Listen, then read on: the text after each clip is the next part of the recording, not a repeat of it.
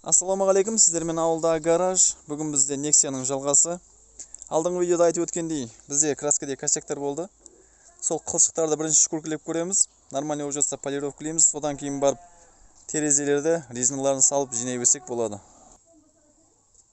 Мынандай қылшықтар. Осын бірінші 1500-бен өтіп, сосын бетінен 2000-дықпен өтіп жатырмыз.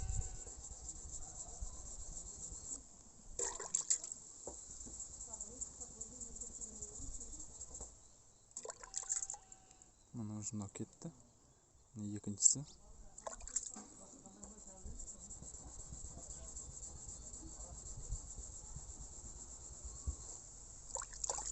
Мына осылай 1500-бен өтіп, сосын бетінен 2000-мен өтіп жатырмыз.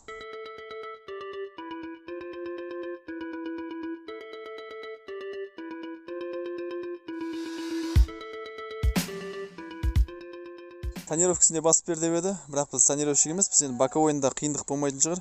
Бірақ артқы терезеде кішкене домаланған болғасын кішкене қиындық болуы мүмкін. Егер жаман шығып жатса жұтып тастаймыз, нормально шығып жатса қалады. Алдыңғы тонировкасы да ондай әдемі шықпаған сияқты негізімен. Не жерлер көрініп тұр, енді ағарып кеткен, бірақ сонда да аралары ашылып ағарып мін. Мынандай болып жатыр. Қазір бірінші осы тонировкасын алып тастау керек. Сосын басып көреміз.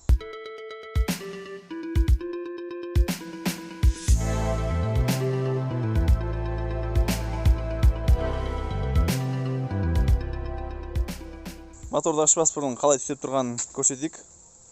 Нұржына оталдар жеңіз.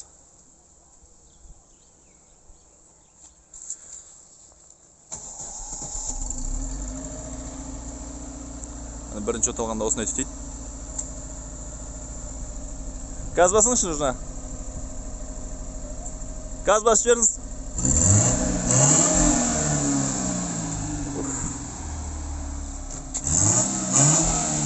В общем, осылай май ішіп тұр.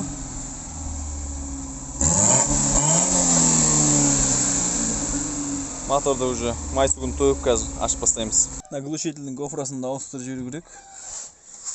Ауыстырғанда кішкене төменде түсіру керек па, мына жер моторға тиіп тұр міне. Жоғары вартетілген ба, әлде майысқан ба мына жерлер. Радиатор бітеліп қалған. Оны ашсам ақпат дейді. Мына мен кішкене есеп жібердім. Ішінде кәдімгідей құм ба бірдеңе жүрді.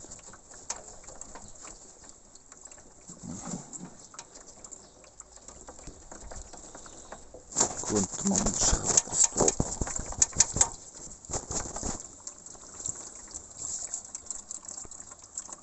Әне ішінде мусорлар.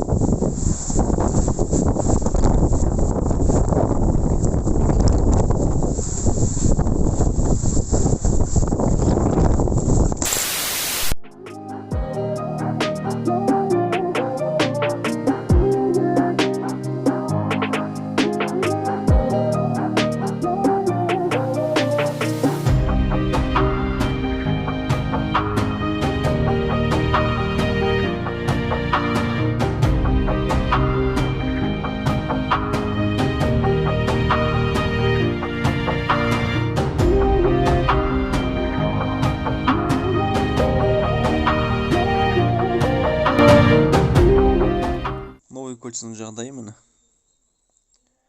Арасының ашықтығы бір лезвие сиятындай. Қазір есік кольцосын саламыз. Есік кольцосы міне үстінде тұрған. Мінекей разница қандай. Мынаған уже бір спичка сиятындай болып кеткен. Кольца салмай тұрып поршындарды жақсылап жуып алу керек. Жуылғанда бізге көрінетін тек мына ортасы, мына жер ғана. Бұл жерде емес, былай қараған кезде жоғарғы төмен жақтар мынандай жерлерді жуу керек. Жақсылап қыру керек. Көрініп тұр ма мына жерлер?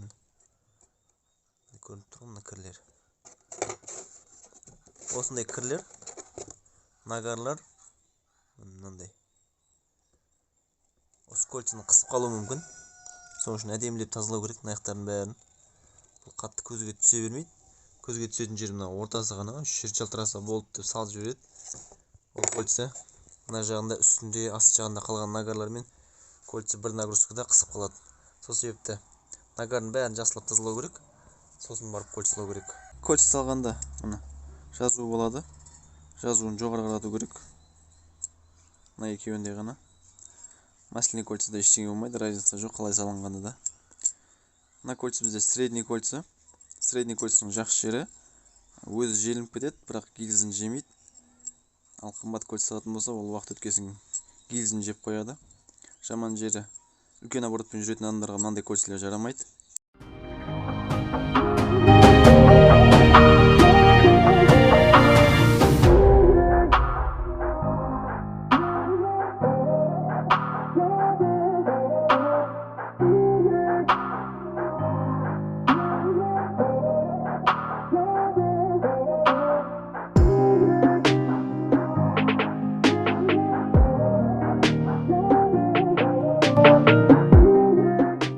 Моторды толық жинап қойдық.